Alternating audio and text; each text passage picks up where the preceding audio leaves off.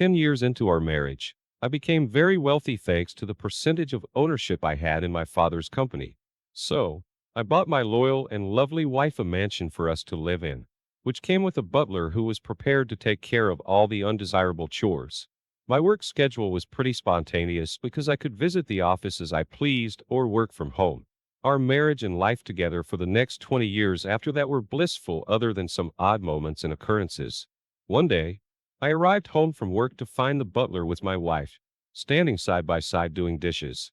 She was drying, the easier part, but I didn't understand why she was willingly doing any of the chores and standing so close to him.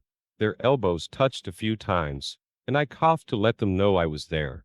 My wife jumped, but he just moved away from her a little bit. She said she felt bad he was in here all by himself, so she wanted to keep him company and help a bit. She was so cheery and warm, I couldn't tell if she had any ill intentions.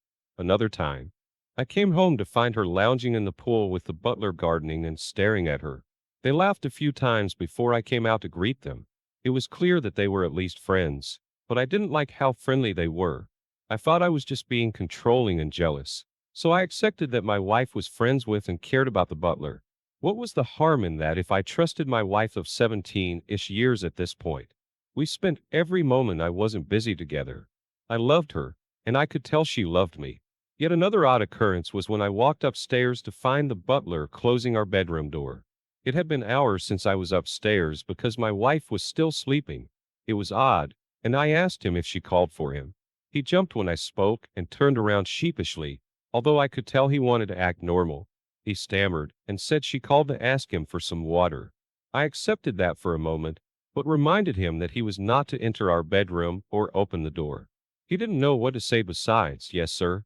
He walked away quickly, and I opened the door to find my wife in her panties drinking water. I asked her if the butler saw her like that, and she said no, she just took off her robe again. I was skeptical. I was heavily considering hiring a new butler. It seemed like she was flirty with him, at least, and I didn't like that he was most likely in our bedroom with my wife in her panties. Before I could terminate him, I saw him smelling my wife's panties. I know, it's really bad, really ballsy. I caught him on the security camera. I told him that was unacceptable and made my wife really uncomfortable.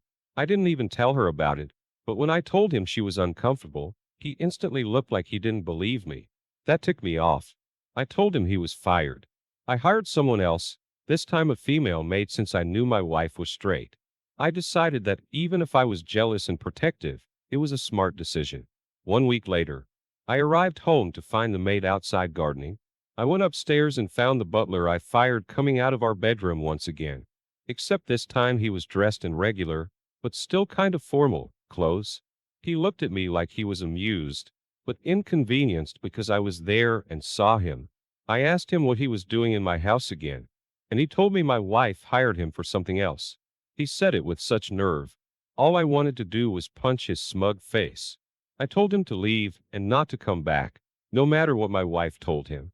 As he walked away, I went into the bedroom and found my wife wearing a skimpy little nightgown. I asked her what was happening, and she looked nervous.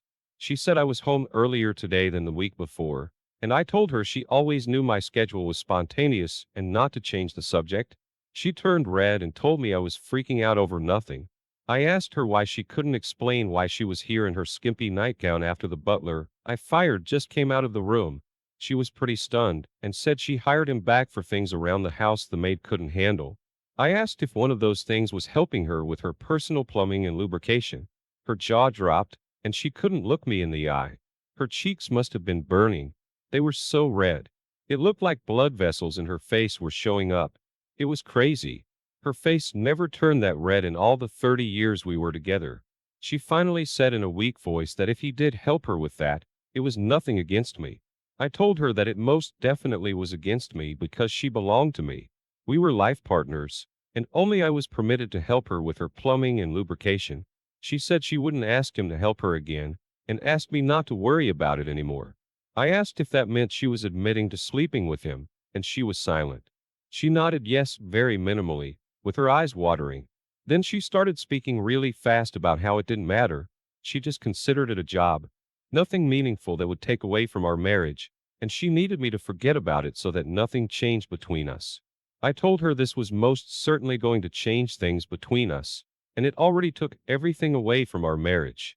I told her we were over, called her a name, and told her to get out of my home. I was extremely careful to get a post-nup signed after I came into more money. It's not that I didn't trust my wife at the time. It was because my father and I were lawyers, which means I couldn't ever be made the fool. So my wife sorrowfully packed her bags. She had too many bags for someone with nowhere to go. The butler came to pick her up in the car he afforded with the paychecks I gave him. They stayed in a motel where the butler had been staying after I fired him. My wife had so many belongings, clothes, that she had to leave some of it behind, which I immediately told the maid to sell on eBay, or keep for herself. They stayed in that motel as long as they could, but their money ran out without me signing the checks. They tried to contact me, individually, blaming each other for what occurred and asking me to take them back into the mansion. It was gratifying that they were turning on each other and failing to survive or do anything with their lives. Even to this day, my ex still tries to ask me for help and gives me some updated sob stories about where she is in life. It is not glamorous, it's far from what she was accustomed to with me. I've become something like Bruce Wayne in town, and I have no complaints. Even though her betrayal hurt, I knew from the moment I found out that I could recover from it. Not because of my money, but because I know what love is. And it wasn't that. OP, I am sorry your wife couldn't see what a great life she had with you. I honestly feel like the attention and sexual tension she experienced with the butler was too much for her immature brain to handle. It was a man in close proximity to her that she shouldn't sleep with, no matter how much he would have been willing. He obviously paid her attention, and when their friendship developed, she couldn't keep her legs closed. I believe she was egotistical and materialistic, and didn't have the respect she should for her providing and loyal husband. What this type of woman needs to understand is that resisting temptation pays off in the end. No man should be able to convince them to disrespect themselves and their spouses by breaking their vows and trust. I'm not sure what happened in your wife's head, but we are all here for you to offer support. Now let's get into our second story for today. One fateful day, when my wife went to work, she forgot her phone. I took the opportunity to check it and was appalled by what I found. I should have known what was going on because my wife, 25, was extremely excited about going to work suddenly. She said it was because she became in charge of a business task that she really enjoyed. It was something like designing different abstract images each day for a newsletter. I, 28, believed her. She was a good girl, and I was proud of her for earning us additional income for living expenses. The only other dead giveaway was that she didn't want to have sex as often, but then I knew why. It was because she was sexting with a coworker, sending pictures, and talking about the sex they had. It was disgusting. I drove to her work immediately. I backed up all the stuff for her phone, because although she wasn't getting it back, it was going to be deactivated. I brought it with me, and started by showing the receptionist, who I only met once before. Then I asked her if I could get a guest pass to go have lunch with my wife. She giggled and gave me one. She knew I was sarcastically infuriated, and this was going to be a heck of a show. She followed me in, putting up a "be back in 5 minutes" sign that she scribbled out. Everyone looked up from their desks to see me. I must have looked determined and angry. I asked everyone to gather around, and they did. I said I had some news to share about somewhere they all knew well. They were all sparkly-eyed with gossip endorphins when they found out who I was talking about. People started looking around for AP and my wife. AP came out of the bathroom just then, and we all looked at him. I announced that there was a guy who had the audacity to sleep with my wife. Some of the coworkers started shouting out insults at him. Among these, he was called despicable. Just then, my wife's head peeked out of her office. When she saw everyone looking at her, she went back inside and shut the door. Now everyone knew what my wife and AP looked like naked. Some girls whispered that they knew something was going on between them. Coworkers took the time to print slash-draw signs that said slanderous insults and taped them on my wife's office door. I thanked them for their creativity and left, wondering where the boss was that allowed all this to happen. When my wife got back to the house, I already had the locks changed. She took the stuff I let her have to AP's house. They both quit their jobs that day and walked out shamefully. In our town, there was just one major employer for like half the population. So when I shared with people the things my wife talked about and took pictures of, Everyone in the area knew about it or saw it. It didn't take long for them to decide to move about 500 miles west. I couldn't have asked for a better outcome. Since she moved out of state, our divorce was made final through the mail. She didn't ask me for anything, thank God. But I would have been able to prove her infidelity anyway. She was done with me and the embarrassing past she was trying to forget. I felt the same way about her and couldn't be happier with the choice I made. OP, I am sorry your wife behaved like an untrustworthy office cheater.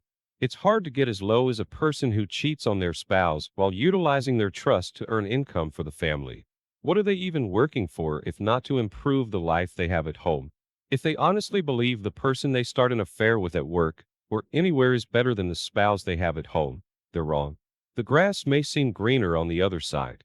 Finding a person with a new set of features, issues, habits, goals, and interests is completely unnecessary. It is only a shame when a marriage or union ends because one spouse thought they found better in someone else or just thought they could effortlessly manage two serious relationships. Really, the only grounds for divorce, the proper way to end a marriage, is when one person absolutely cannot or will not honestly communicate with the other person. Thank you for sharing this story. I appreciate your bravery and bold confrontation. Thank you for taking the time to listen to today's stories.